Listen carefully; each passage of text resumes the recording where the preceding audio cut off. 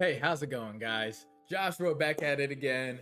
And I just wanted to show you guys, this is my link tree, right? You go to linktree/Joshua's workshop. It's in all of my bios.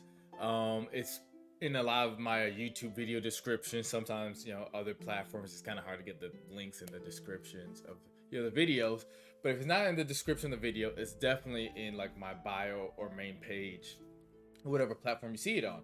Once you click that link, right, you're gonna be brought to this page. This is my Linktree page, right? And all you gotta do is click on here where it says Your World Tabletop Role Playing Game Playtest. That'll take you to the playtest, right? So let's do that real quick.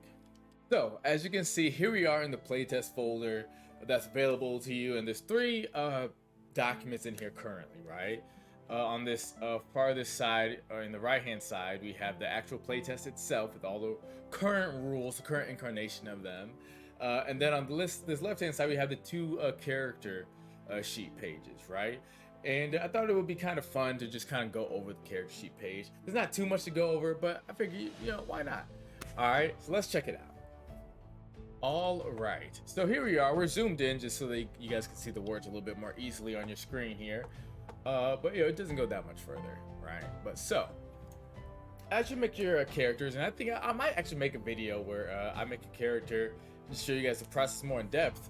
But a lot of your core information that's never really going to change, or at least not very frequently, is things like your name, ancestry, your class, subclass, and level, right?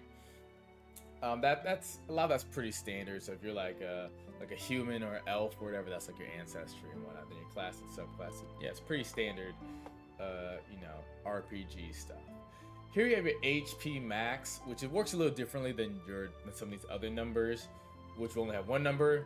HP max, kind of the implication is that like if you have like 50 health total, you put that in this top part, and then if you got hit for 10 damage, you put like 40 in the bottom part, right? Other than that, your speed, if you have 50 speed, which is currently the average speed I'm working with in this game, put that there, 50. Whatever your class DC is, which is detailed in the document, you put that here, so maybe it's like 15. Your hit class, so what number the enemies have to reach in order to hurt you, we'll go in this number again. Maybe it's like 15 or 12 or whatever kind of armor you have will help dictate that in your stats as well. And then this PB is your proficiency bonus, right? Which is the same as your level. Kind of thought about just merging these together, but as of now, it's like they're pretty good. I put them on the same side of the page just so that it's like, all right, you're level 3, your proficiency bonus is 3.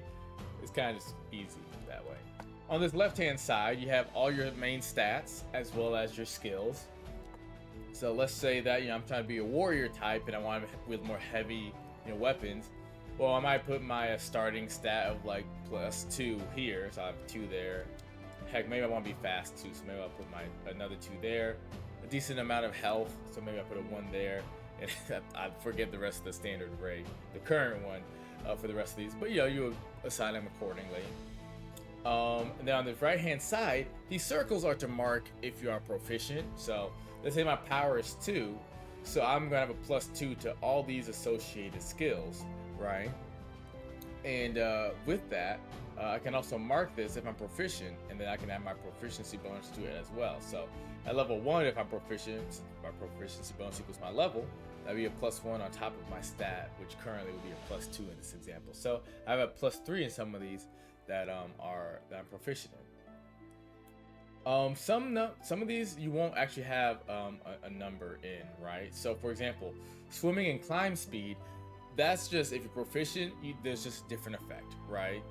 Or some of these, like a climbing, being proficient in climbing just gives you the climb speed. There's no like additional like climbing check or anything, so you wouldn't fill in the number there.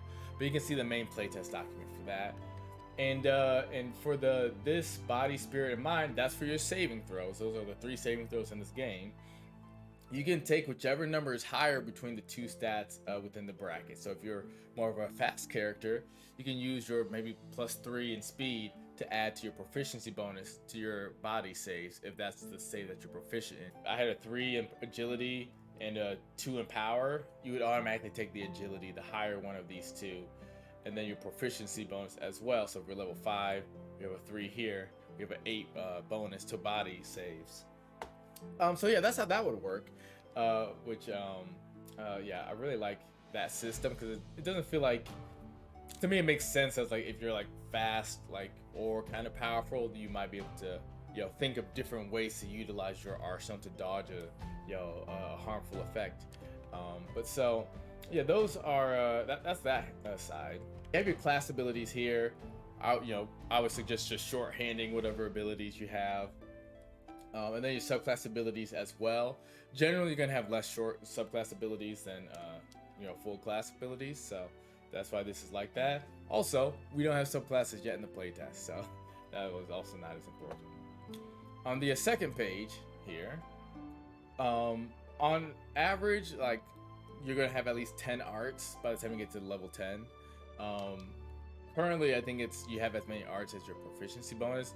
I've actually changed it, not in the official playtest, but to where the number of arts you know equals to 5 plus half your proficiency bonus rounded up.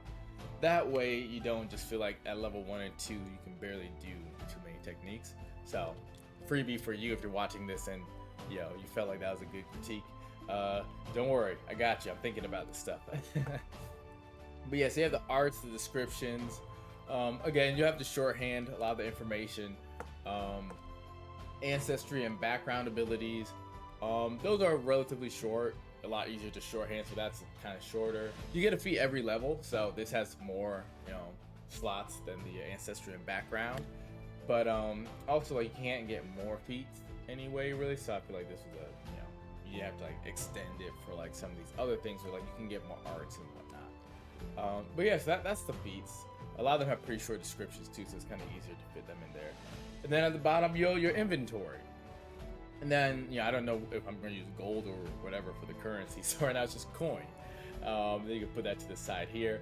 But otherwise, yeah, if you find any, love letters or swords or magic wands or anything like that, you can put that down here in your inventory.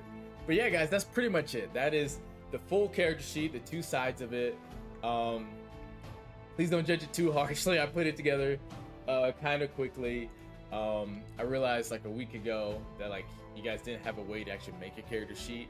I didn't want to have to make you like try to grab another like TTRPG's character sheet and just try to kind of use it, the jargon and stuff wouldn't all be the same. So I got you guys a dedicated one that I think it came out pretty decent. I'm not bad at it. Came out all right. So hopefully you guys, you can rock with this. But yeah, expect more videos, and I don't know, maybe I'll even make a character on one of these sheets one day, and post that process for you guys to make it even easier for you to learn this game and system that I'm creating. But all right, guys, thanks so much for just interacting with this and supporting me. Every view, every like, every comment, every share means so much to me. I've seen you guys, some of you guys favoriting this stuff on TikTok and sharing it and stuff like that, and that means so much to me, guys. As just like a very small creator, but someone who's very passionate about game design, it truly does mean a lot to me. So thank you guys so much, and I'll see you in the next video. All right, see ya.